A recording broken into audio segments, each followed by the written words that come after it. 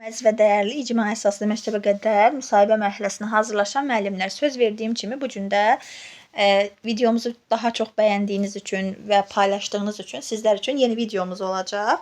Və bu videomda da ən çox bizə 2025-ci ilin icma mərhələsində verilən suallar haqqında necə cavablar verməliyik? Əgər bizə də o suallara bənzər suallar verilərsə, o suallara necə cavablandırmalıyıq? Bu mövzuya aydınlıq gətirəcəm. Və qeyd edim ki, müəllimlər, ödənişli dərslərlə bağlı istək həddən çox olduğu üçün sizlər üçün sadəcə bir dənə ödənişli qrup təşkil edəcəm. Həmin qrupda da limitli sayda müəlliməmiz olacaq. Ödəniş də hər kəs üçün çox münasibdir. Kimlər qoşulmaq istəyirsə 050 869 41 62 nömrəmə zamanında yazsın. Çünki qrupumuz ola bilər sabahdan etibarən hər gün gündəlik olaraq 1 saat ərzində sizlərlə təşkil olunacaq. Ona görə çalışın sabahdan etibarən olacaq dərslərimizə bu gündən etibarən qeydiyyatdan keçib sabahçı dərslərimizə qoşulasınız. Ona görə hər birinizdən xahişim yenə videomuzu paylaşın. Daha çox müəlliməyə çatsın videomuz, daha çox müəlliməmiz yararlana bilsin və həmçinin ödənişi edə bilməyən müəllimlərimizi də başa düşərəkdən bu şəkildə videolarımızı çalışacağam ki, hər gün ardıcıl formada YouTube kanalımda yerləşdirim ki, onlar da faydalansınlar. Amma təbii ki, ödənişli dərslərimizdə vaxt cəhətdən daha çox sizlərə vaxt ayıra biləcəm və gündüz saatlarında olacaq dərslərimiz, həmin dərslərimiz vasitəsilə sizlər mənim hər il hazırladığım müsahibə mərhələsinə müdavimlərim kimi, hətta bayaq bir müəlliməm də qrupda yazmışdı, bir həftə ərzində belə hazırlaşan müdavimlərim MİQin müsahibəsindən adladı. Niyə görə? Çünki özüm müsahibə mərhələsinin qaydasını, qanununu çox gözəl şəkildə bilib, bunu sizdə formalaşdırmağa çalışıram. Ona görə də sizlər hər zaman müsahibə mərhələsini çox ciddiyə almalısınız və çox ciddi formada hazırlaşmalısınız. Çünki imtahan mərhələsindən adlayan bir çox müəlliməmiz var. Demək olar ki, 90% müəllimə adlayıb. Amma əsas nöqtəni hər zaman müsahibə deyir. Ona görə müsahibə mərhələsi bizim üçün çox önəmlidir. Və bugün mən sizlər üçün müsahibədə sizə veriləcək əsas situativ suallar üzərində iş aparacağam. Həmin suallarımız hansılardır? Müəllimlər, məsəl üçün, uşaq qrup fəaliyyətində iştirak etmək istəmir. Belə sual verəcək. Komissiya üzvü sizə belə bir sual verəcək ki, Lalə müəllimə, uşaq qrup fəaliyyətində iştirak etmək istəmir. Onu necə cəlb edərsiniz? Siz cavabınızda necə cavab vermək istəyirsiniz? Birinci növbədə həmişə YouTube-dan da dərsləri dinləyəndə dayandırın. Məsəl üçün, mən sual verdim. Uşaq qrup fəaliyyətində iştirak etmək istəmir. Onu necə cəlb edərsiniz? Bu sualı videonu dayandırın, bir özünüz cavablandırın. Görüm necə cavablandırırsınız özünüz üçün. Daha sonra mənim və yaxud başqa hər hansı bir təlimçiyə qulaq asırsınızsa, həmin təlimçinin səsinə qulaq asın. Məsəl üçün, deyəcəksiniz ki, əvvəlcə bunun səbəbini müşahidə edərəm. Birinci növbədə həmişə deyirəm, səbəb. Səbəbini müşahidə edərəm. Məcbur etməyə əvəzinə ona kiçik bir rol, seçim verərdim. Məsələn, materialları paylamağı və yaxud oyunda bir obrazı seçməyi təklif edərdim ki, o həmin obrazı seçsin və istədiyi obrazda oynasın, fəaliyyətə cəlb olunsun və yaxud qrup fəaliyyətində iştirak etsin. Neynədim? Həm yenə uşaq yönümlülüyü qorudum, uşağın azadlığını qorudum, uşağa sərbəstlik verdim, ona seçim haqqı tanıdım. Yenə mən demokratik təhsil mühitini qoruyan, uşaq yönümlü təhsil sistemini qoruyan bir müəlliməyə çevrildim. Yaxşı. 2 uşaqdır, bu uşaqlar dalaşır. Bir-birini oyuna buraxmaq istəmir. Bu zaman nə edərsiniz?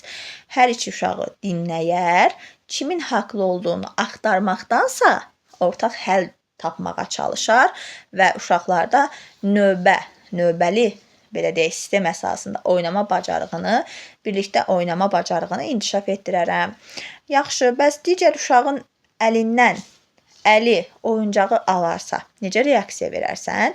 Sakit şəkildə davranışını uşağın dəyərləndirib və ona qaydanı xatırladardım. Oyuncağı icazəsiz almırıq, növbə əsaslı növbə ilə oynayırıq.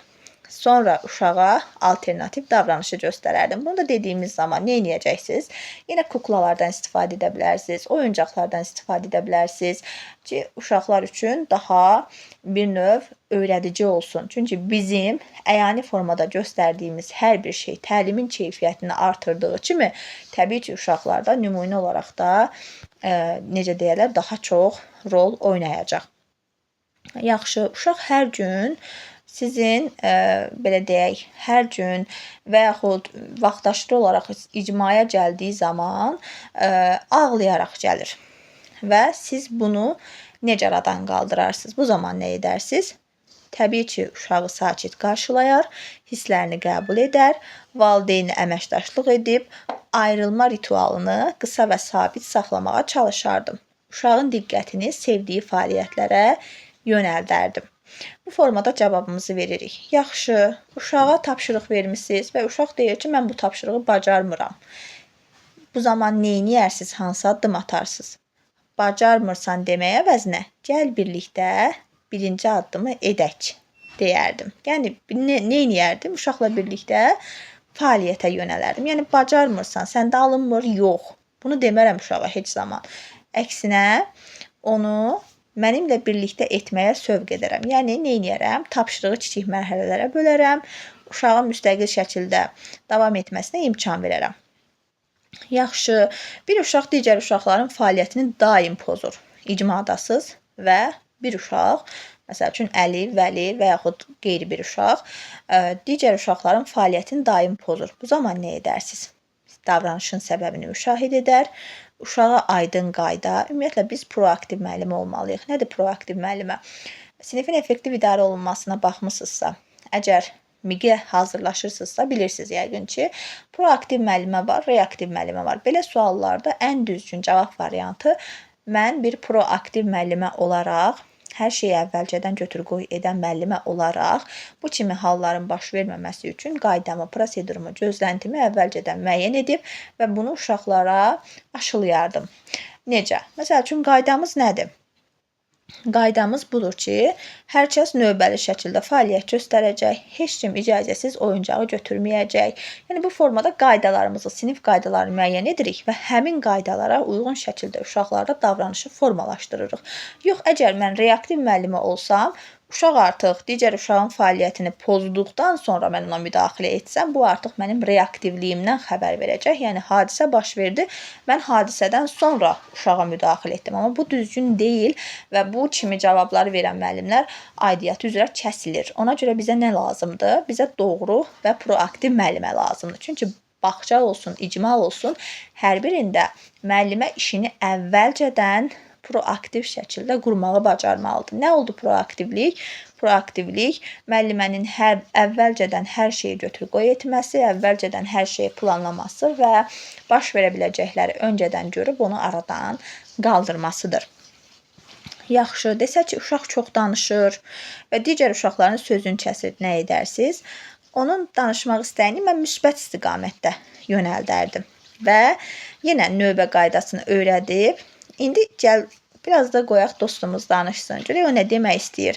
Sonra yenə danışaq bir yerdə kimi konkret bir fikir formalaşdırardım. Ümumiyyətlə, uşaq əgər çox danışırsa, çox danışmağa meyillidirsə, bu kimi uşaqlarda biz ən çox nəyi müşahidə edirik? Bu tərzdə olan uşaqlarda həm də hiperaktivlik də olur və biz də bunu başqa fəaliyyətlərə yönəldərək, məsəl üçün söz oyunları təşkil etmək olar, kommunikasiyanı gücləndirmək üçün fərqli-fərqli ünsiyyətə dair oyunlar təşkil etmək olar ki, həmin oyunlar vasitəsilə uşağın həm söz ehtiyatını, o danışmaq istəyini, necə deyərlər, qarşılayaq, həm də onu müsbət bir fəaliyyətlə tamamilə başqa bir istiqamətə yönləndirə bilək.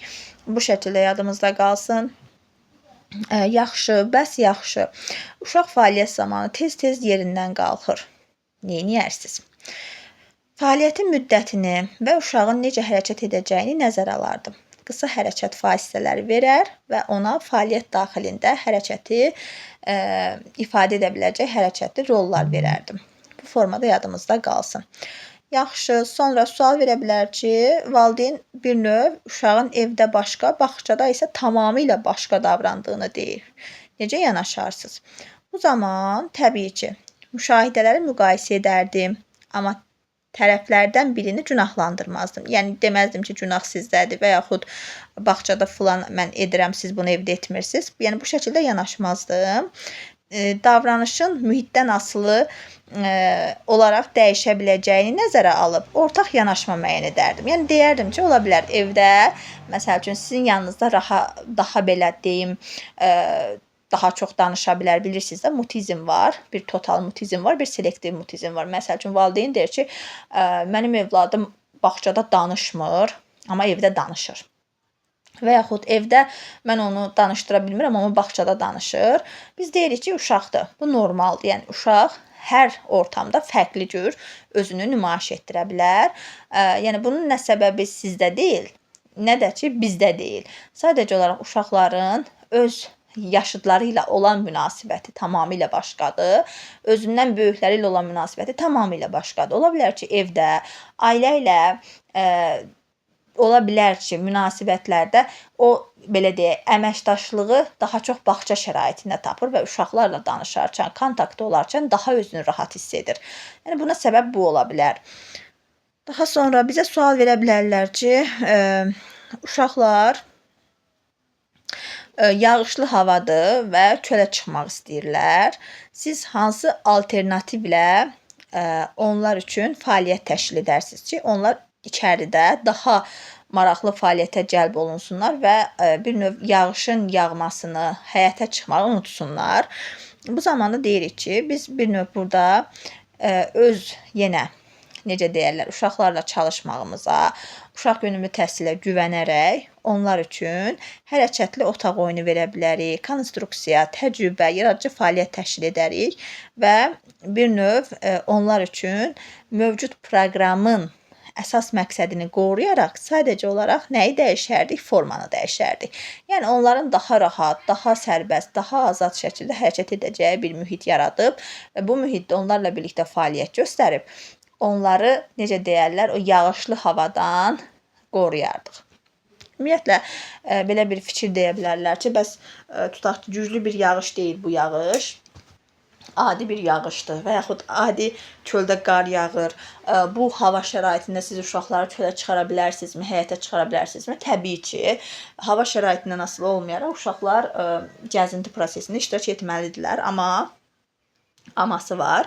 Əgər hava çox şaxtalıdırsa, yağış kəskin yağırsa və küləyin sürəti 15 km/saniyədən çoxdursa, bu kimi halda artıq uşaqlar həyətə, gəzintiyə çıxarılmır.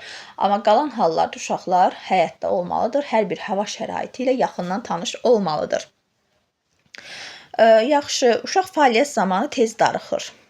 İlk nəyi dəyişdirərsiniz? Maraqlı sualdır, elə deyilmi?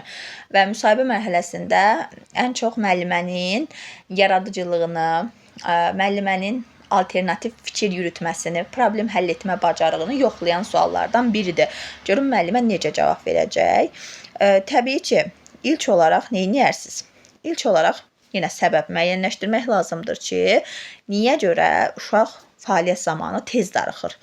Əgər fəaliyyətim çox uzundursa, məsəl üçün uzun bir ola bilər, vaxt ərzində vermişəm həmin fəaliyyəti və yaxud passivliyə uşağı sövq edirsə, əslində belə bir fikirdeyim, biz elə bir fəaliyyət qurmalıyıq ki, o fəaliyyətdə uşaq darıxmasın və yaxud uşaq o fəaliyyətin necə gəlib, necə getdiyinin fərqinə belə varmasın və burada da cavab verərkən düzdür, bunu deyəcəyik ki, əvvəlcə səbəbi müəyyənləşdirərəm. Ola bilər.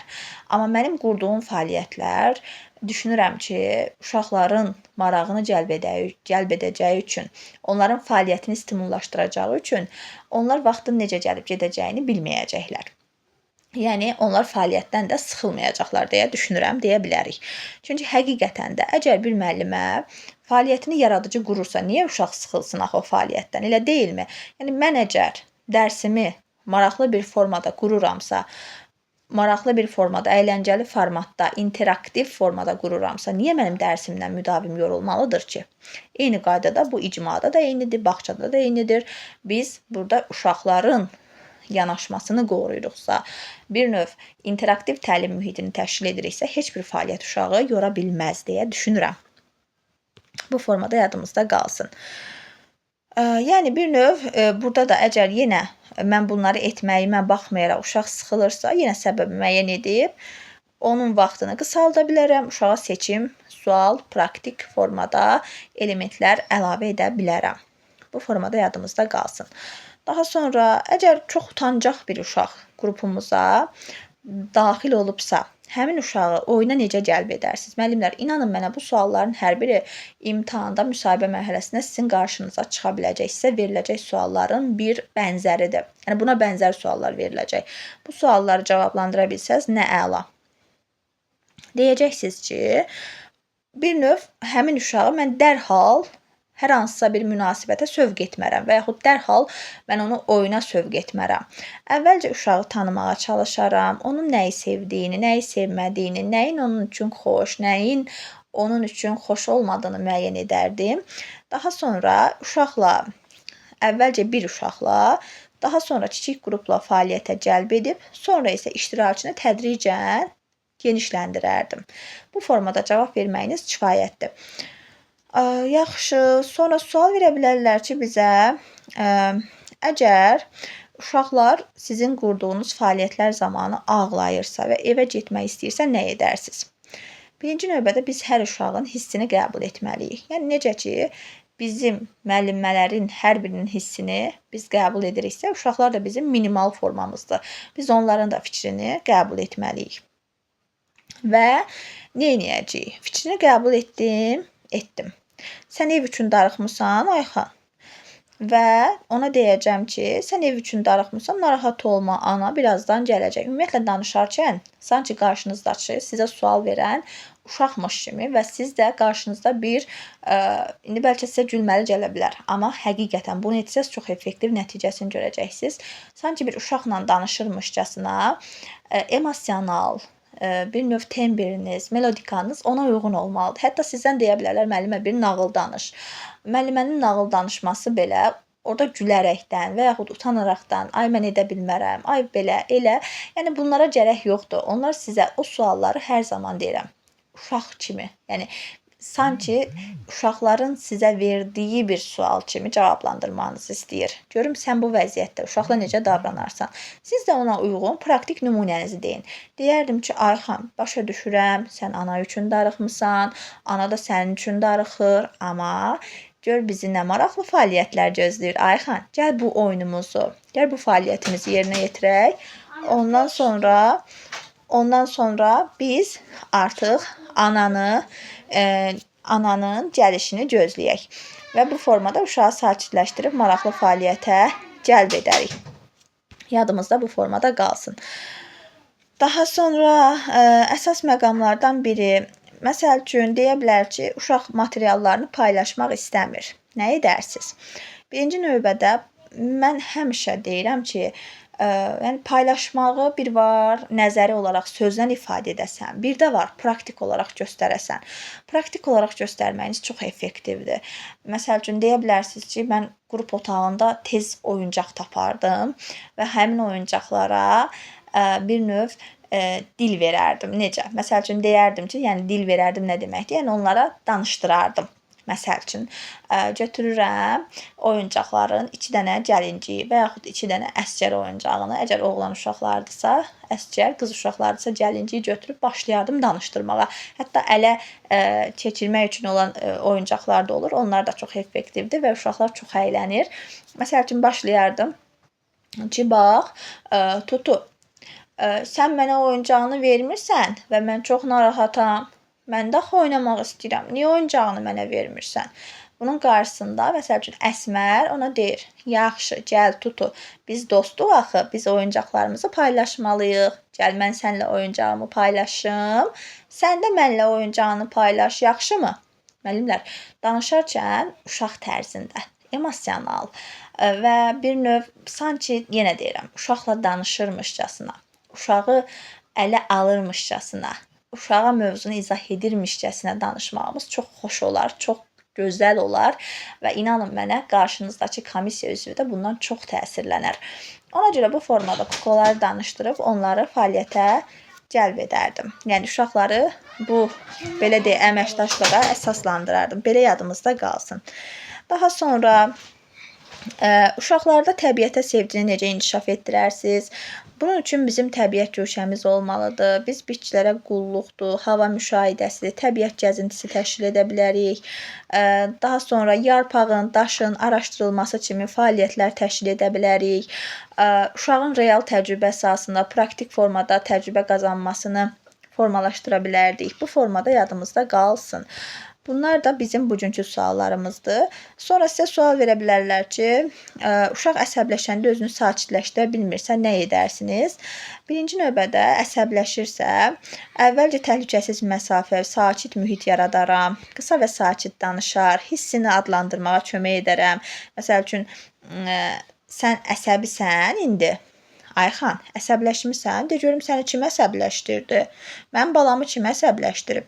Şəklində uşaqla bir bağ qurmağa çalışardım. Onu sakitləşdirərdim. Sakitləşdirdikdən sonra onunla bu hadisəni xatırlayıb bir yerdə gülməsi üçün maraqlı bir, belə deyək, məqam kimi bunu xatırlayardıq. Və bir növ müsahibənin sonunda əslində müsahibə suallarımız o qədər çoxdur, PDF-lərimiz o qədər çoxdur ki, yəni hardan başlayım, necə başlayım, harda bitirim? Vaxt cəhətdən də dərslərim çox olduğu üçün sizlərə ancaq müəyyən bir dəqiqələr ərzində kömək edə bilirəm. Ona görə müəllimlər qısa-qısa deyəcəm və yenə də videomuz olacaq. Çalışacağam videolarımız çox olsun. Sadəcə sizlər videonu bəyənin, paylaşın, kanala abunə olun ki, videolarımız davamlı şəkildə gəlsin. Dünən məni qırmadığınız üçün, videomuzu bəyənməyiniz çox olduğu üçün bugün videolarımız sizin qarşınızdadır. Yenə eyni qaydada videomuzu bəyənin, kanala abunə olun ki, daha çox belə videolarımız müsahibə mərhələsinə qədər sizlə olsun. Sonda sizə sual verə bilərlər ki, niyə sizi seçməliyik? Mən uşaqlara qarşı səbirliyəm, hörmətli, fərdi yanaşmağa çalışıram. Bu mənim gündəlik həyat tərzimdə də özünü göstərir. Düşdüyüm ortamda uşaqların sevgisini tez bir zamanda qazanıram. Mən onlarla əlaqə qurmağı çox sevirəm. Onlarla yaradıcı fəaliyyətlər qurmağı çox sevirəm. Ən vacibi isə öz fəaliyyətimi daim təhlil edib inkişaf etməyə hazır biriyəm və düşünürəm ki, bu məni digərlərindən fərqləndirən əsas özəlliklərimdən biridir. Bu şəkildə cavablandıra bilərsiniz. Bu bizim bugünlük suallarımız müəllimlər. Yenə yeni suallarla inşallah ki, qarşınızda olacağam. Həmçinin ödənişli dərslərimizə qoşulmaq istəyirsinizsə, sabahdan etibarən çalışacağam ki, qrupumuz aktivləşsin. Kimlər qoşulmaq istəyirsə 050 869 4162 nömrəmə yazıb qeydiyyatdan keçib imtahana effektiv PDF-lər və necə deyərlər, peşəkar müəllimlə hazırlaşıb peşəkar icma əsaslı məktəbə qədər təhsil müəssisəsində çalışan bir tərbiyəçi müəlliməyə çevrilə bilər və qeyd edim ki, indiyə qədər heç bir müdavimi müsahibə mərhələsindən kəsilməyib. Çünki dediyim kimi müsahibənin əsas qaydası, qanunu nədirsə tam olaraq sizləri o üzrə hazırlaşdırıram. Yenə də müəllimlər ödənişli hazırlaşa bilməyən müəllimlərimiz üçün də bu şəkildə dəstək olmağa çalışacağam. Gününüz xoş keçsin. İnşallah ki, hər birinizin xoş xəbərlərini müsahibə mərhələsindən də alaq. Görüşənə qədər özünüzə yaxşı baxın. Videonu bəyənməyi unutmayın.